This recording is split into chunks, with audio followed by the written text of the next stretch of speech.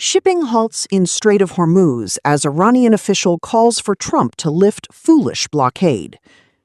Iran's parliamentary speaker says progress has been made in talks with the U.S., but that the two countries remain far from a peace deal. President Donald Trump says very good conversations are happening with Iran, but he won't let Tehran blackmail the U.S. over the Strait of Hormuz. Here's a timeline of U.S.-Iran talks.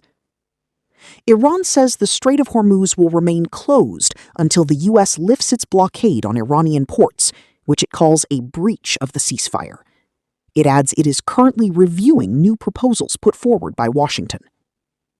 The only bit of light in this dark, mediators are still exchanging messages. The only bit of light in this dark, mediators are still exchanging messages, our chief international correspondent, Lys Doucette, says from Tehran. Trump says the blockade will continue until our transaction with Iran is 100% complete.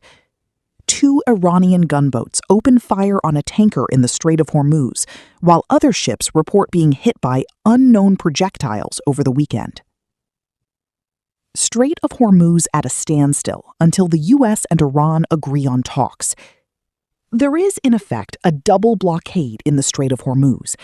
The Iranians say they are targeting any shipping trying to get through the vital waterway, while the Americans are imposing their naval blockade on all Iran's Gulf ports.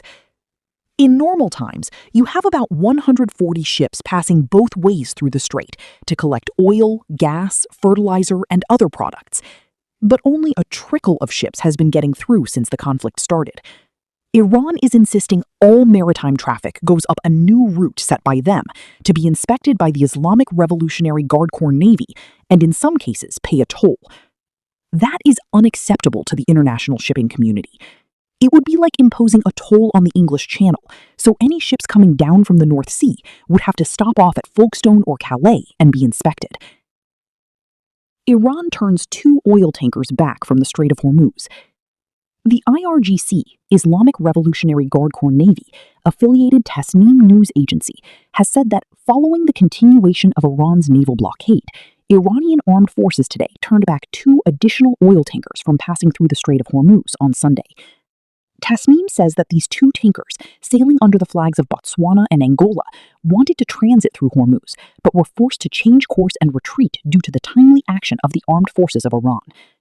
It follows the Iranian announcement that the Strait of Hormuz will remain closed until the U.S. lifts its blockade on Iranian ports. Body of French peacekeeper killed in Lebanon to return to Paris today. The body of a French peacekeeper killed in southern Lebanon is to be returned to Paris this evening, the United Nations Interim Force in Lebanon, UNIFIL, tells the BBC. French President Emmanuel Macron has blamed Hezbollah after a French soldier serving with UNIFIL died when their patrol came under small arms fire on Saturday. In Sunday's update, UNIFIL says that 2 of the 3 other peacekeepers who were severely injured in the attack are still receiving treatment in Beirut. A 3rd peacekeeper is being treated for moderate injuries in a southern Lebanon. Some marine traffic had moved through the crucial shipping corridor yesterday, but slowed dramatically as Tehran announced that it would close the waterway.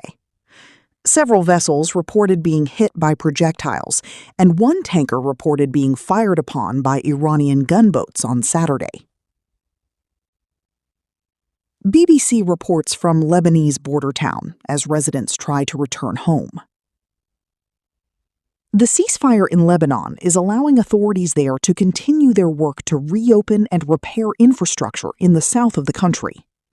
The Lebanese military says it has fully reopened a road linking the city of Nabatea with the Kardali area, and had partially reopened the Burj Rahal tire bridge in an update this morning. Yesterday, BBC Arabic's correspondent Karine Torbay sent a report from the border town of Hiyam, where the Lebanese army set up a barrier to prevent residents from returning to their homes as loud explosions continued to be heard in areas that were partly under Israeli occupation. Deaths reported in Lebanon over the weekend despite ceasefire. The ceasefire between the U.S. and Iran and the one between Israel and Lebanon both appear to be holding, but there have been a number of incidents reported that have resulted in deaths. In southern Lebanon, the Israel Defense Forces says that 2 soldiers have died since the ceasefire was implemented. Israeli media report that Sergeant Major Reserve Barak Kalfan died in an explosion while clearing buildings on Friday, which also injured 3 other soldiers. Sergeant First Class Reserve Lidor Parat was killed in an incident which also resulted in 9 others needing hospital treatment, the Israeli military announced today.